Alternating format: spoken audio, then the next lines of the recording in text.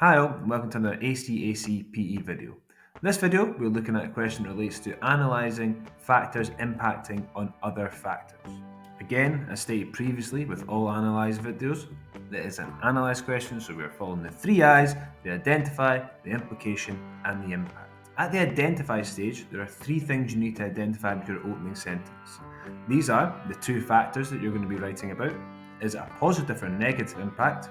And what activity or sport is it you're writing about. So, for example, CRE has a negative impact on my decision making in football. For the implication part of your answer, you need to state how factor 1 impacts on factor 2. So, for example, as I have poor CRE, I struggle to keep up with play when involved in counter-attacks. This leads to me being fatigued when I catch up with play, which means I start not thinking straight and make poor decisions.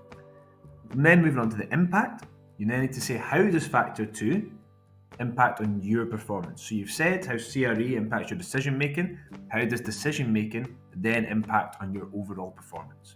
So for example, when I have the ball in the final third during a counter attack, I end up taking a shot when I had a teammate in a better position that I should have passed to, but made the wrong decision, giving the opposition team possession.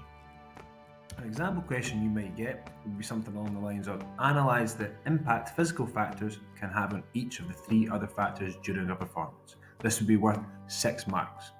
A tip for doing this, best way to split it up, would be writing about 2 marks on how physical impacts mental, 2 on how it impacts social, and 2 on how it impacts emotion.